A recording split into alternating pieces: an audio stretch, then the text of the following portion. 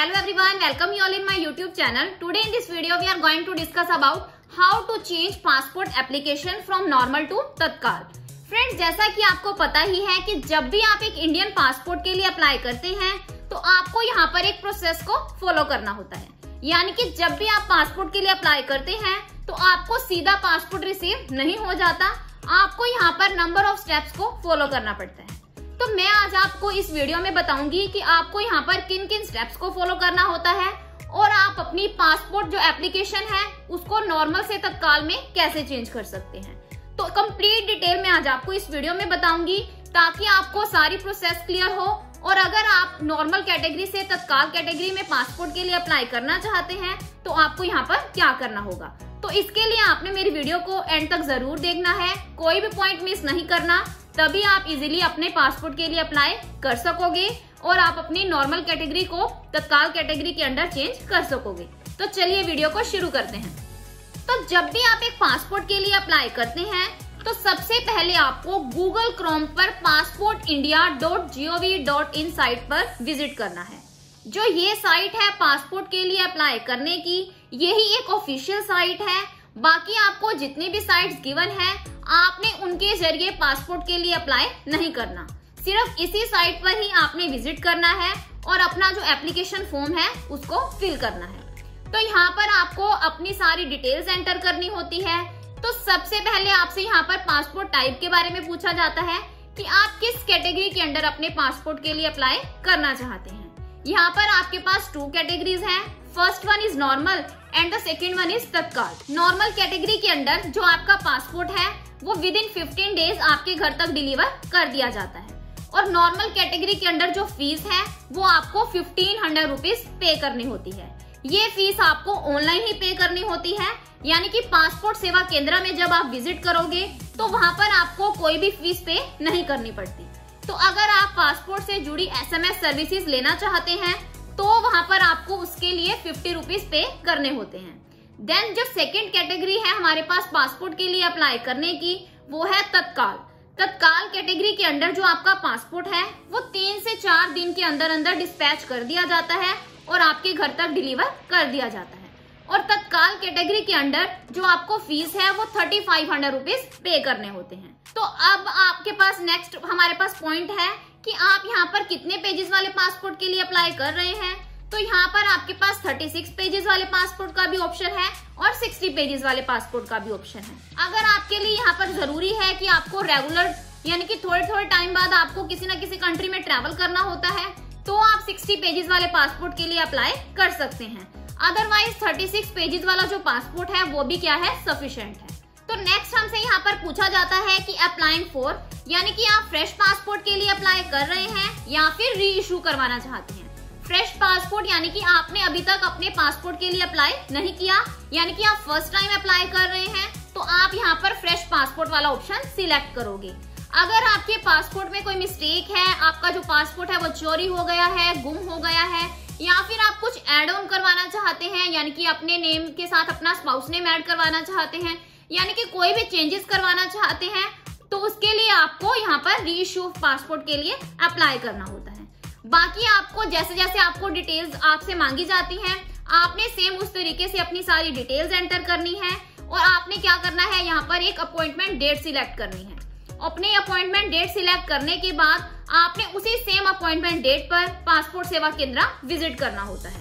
तो पासपोर्ट सेवा केंद्र में आपको अपने कुछ डॉक्यूमेंट साथ में लेकर जाने होते हैं, जैसा कि आपका Aadhaar card, pan card, voter ID card. यहाँ पर आपके पास एक और कैटेगरीज है. यहाँ पर अगर आप पढ़े लिखे हैं यानी कि आप 10th पास हैं या फिर इससे हायर एजुकेशन पास हैं तो आपको यहाँ पर अपने एजुकेशनल सर्टिफिकेट्स भी साथ में लेकर जाने होते हैं और आप यहाँ पर नॉन ECR कैटेगरी के अंडर पासपोर्ट के लिए अप्लाई कर सकते हैं. सेकंड कैटेगरी है हमारे पास यहाँ पर ECR, यानी कि आप पढ़े लिखे नहीं हैं और आप पासपोर्ट के लिए अप्लाई करते हैं तो यहाँ पर आपको ECR कैटेगरी के अंडर पासपोर्ट इशू किया जाता है. तो यानी कि पासपोर्ट सेवा केंद्र में भी आपको कुछ प्रोसेस को फॉलो करना होता है. उससे रिलेटेड डिटेल्ड वीडियो आपको मेरे चैनल पर मिल जाएगी, आप वहां जाकर देख सकते हैं. देन आपने क्या करना है, वहां पर अगर आप सारी टर्म्स एंड कंडीशन सेटिस्फाई कर देते हैं तो आपकी जो एप्लीकेशन फाइल है उसको आपके नियर बाय पुलिस स्टेशन में भेज दिया जाता है. तो वहां पर आपको क्या करना होता है, अपने पुलिस स्टेशन विजिट करना होता है। वहां भी आपको कुछ इंपॉर्टेंट डॉक्यूमेंट्स अपने साथ लेकर जाने होते हैं। अगर आप वहां पर भी सारी टर्म्स एंड कंडीशंस को सेटिस्फाई कर देते हैं, यानी कि आपके जो डॉक्यूमेंट्स हैं वो वैलिड है, किसी भी तरीके से कोई मिस्टेक नहीं है, तो जो आपकी एप्लीकेशन फाइल है उसको प्रिंटिंग के लिए भेज दिया जाता है। यानी कि आपका जो पासपोर्ट है उसको प्रिंटिंग के लिए भेज दिया जाता है। तो फिर कुछ ही दिनों में आपका जो पासपोर्ट है वो बनकर आपके घर तक डिलीवर कर दिया जाता है। अब यहाँ पर बहुत सारे व्यूअर्स के माइंड में डाउट होता है कि अगर हमने एक बार नॉर्मल कैटेगरी के अंडर पासपोर्ट के लिए अप्लाई कर लिया, तो हमें इमरजेंसी है, हम जल्दी बनवाना चाहते हैं अपना पासपोर्ट, तो क्या हम तत्काल कैटेगरी में उस पासपोर्ट को चेंज कर सकते हैं? तो इसके लिए आपको क्या करना है, जब तक आपकी जो अपॉइंटमेंट है उस डेट तक आपको क्या करना है, वेट करना है। यानी कि जिस दिन आपकी अपॉइंटमेंट डेट होती है सिर्फ आप तभी चेंज करवा सकते हैं। ऑनलाइन आपके पास कोई ऑप्शन नहीं है कि आप घर बैठे बैठे इसे चेंज कर सको। तो आपने क्या करना है, यहाँ पर पासपोर्ट सेवा केंद्र विजिट करना है जिस दिन आपकी अपॉइंटमेंट होगी। तो वहां आपने अपना रीजन देना है, एक वैलिड रीजन देना है कि मुझे ये इमरजेंसी है, मैं जल्दी अपना पासपोर्ट बनवाना चाहता हूँ। तो आपने, अगर उनको लगता है कि जो आपका रीजन है वो वैलिड है, तो आपको वहां पर सीनियर ऑफिसर्स कुछ बैठे होते हैं, उनके पास भेज दिया जाता है और वहां भी आपको क्या करना होता है, एक वैलिड रीजन देना होता है। यानी कि जो रीजन आपने पहले दिया है वही रीजन आपको क्या करना है, दोबारा उनको देना है। कि ये नहीं कि आप उनको कुछ और बता रहे हो और उनको कुछ और, यानी कि आपने एक वैलिड रीजन देना है दोनों को। तो अगर वो सीनियर ऑफिसर्स भी आपकी एप्लीकेशन फाइल को देखते हैं और उन्हें लगता है कि आपका जो रीजन है वो जेन्युइन है, वो आपको एक एप्लीकेशन लिखने को बोलते हैं। तो आपने क्या करना होता है, वहां पर एक एप्लीकेशन लिखनी होती है।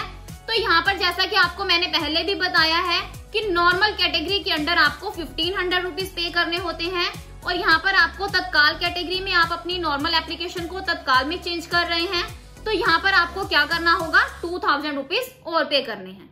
तो आपने क्या करना है, यहाँ पर 1500 रुपीज पहले पे किए हैं और 2000 आपने अब पे करने हैं। तो अगर आप यहाँ पर पेमेंट प्रोसेस भी कंप्लीट कर देते हैं, तो जो आपकी पासपोर्ट एप्लीकेशन है उसको नॉर्मल से तत्काल में चेंज कर दिया जाता है।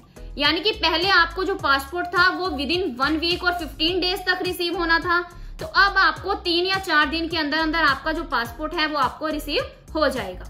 तो इस तरीके से आप अपने नॉर्मल पासपोर्ट एप्लीकेशन को तत्काल पासपोर्ट एप्लीकेशन में चेंज करवा सकते हैं। आई होप आपको क्लियर होगा कि आप अपने पासपोर्ट एप्लीकेशन को नॉर्मल से तत्काल में कैसे चेंज कर सकते हैं, और जब भी आप एक इंडियन पासपोर्ट के लिए अप्लाई करते हैं तो आपको यहाँ पर किन किन स्टेप्स को फॉलो करना है।